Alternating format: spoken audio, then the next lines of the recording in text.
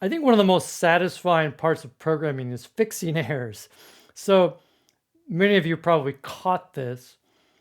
When I made this change here, I deleted it correctly from the original data frame. I believe that does fix the error.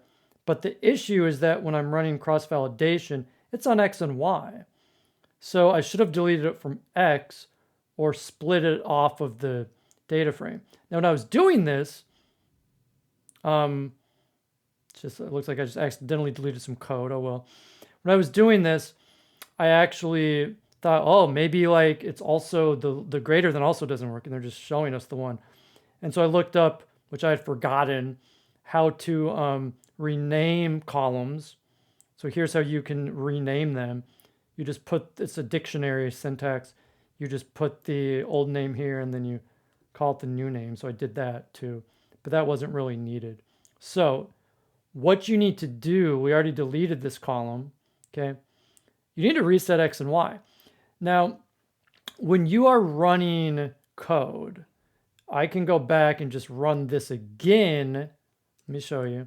So I resplit it after the delete. It looks like I already did it here and it worked. And I run the model with only 5 estimators, so it's pretty quick. And you can see no errors and it substantially outperforms logistic regression. Note that XGBoost is consistently in the mid 80s, but logistic regression has a couple of really strong ones, you know, and a couple weaker ones. So it's not actually as ahead as it looks. But like if I run it top to bottom again, it's not going to work. So I think the best approach, because it's always nice when your notebooks run top to bottom, right? Because here, if I delete it here and I keep going, it's just not going to work. Watch. I mean, I could just go to runtime, reset and run all. Yes, didn't take that long. And all I need to do is move this higher, okay? And that should fix it. You know, we talked about why. See, alternatively, I can just do this again. Alternatively, there are always a lot of ways in coding. I can delete it from the X, okay? Because it's a member of X, not just df. And so if I delete it from X, now it's already been taken out because it went top to bottom.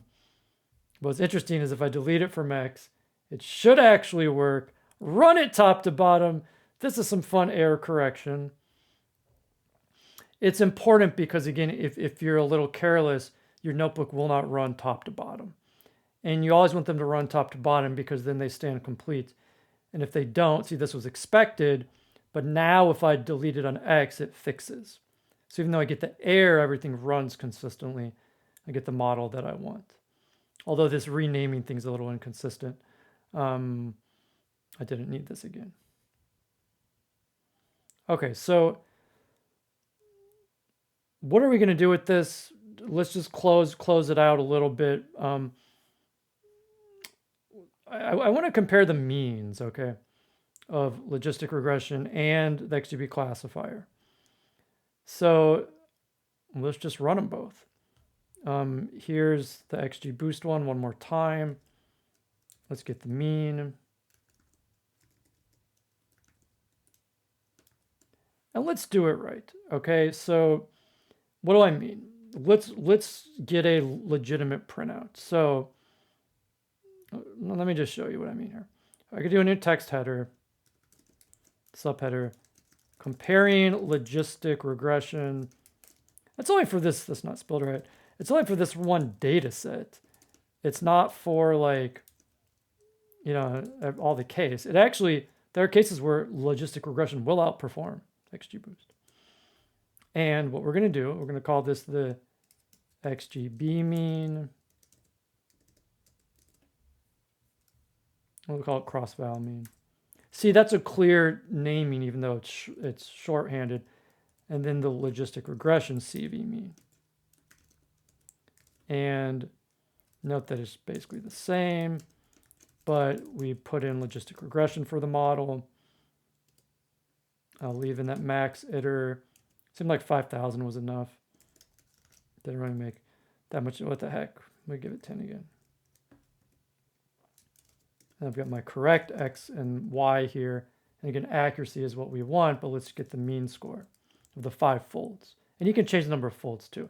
And all I mean by getting it nice is let's actually get it to look right for the user. So let's print out the comparison. So print X, you could just XGBoost, but let's do XGBClassifier, it's more specific.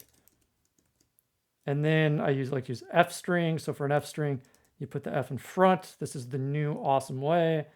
And then I could do a space if I want and put in the number, which is the variable up here.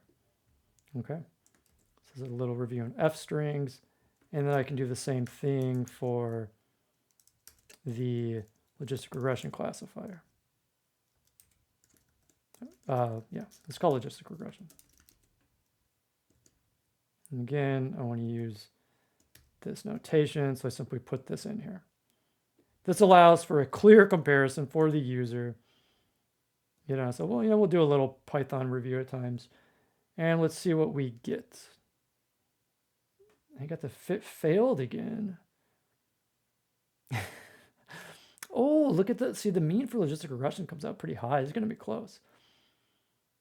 Okay, that's a surprise. I thought I renamed it. Like I deleted that. And does this make any sense?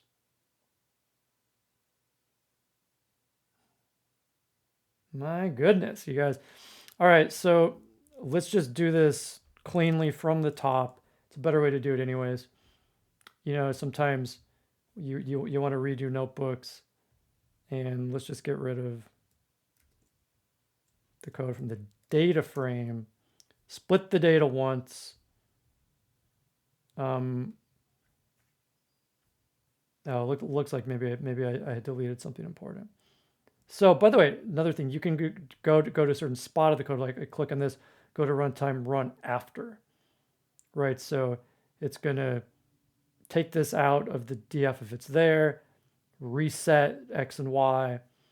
We built these by comparison, and now that df thing is extra, whatever, maybe it's a little helpful. And while logistic regression really changed, so we got like 85% as we saw the last time, and this time we get 80. So, we didn't use the k-folds. So it's interesting. That's a pretty big variation.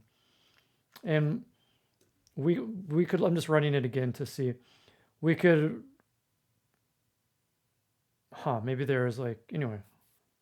The splits are important, okay? Don't think that they don't matter. The splits do matter. And cross-validation is designed to balance that out.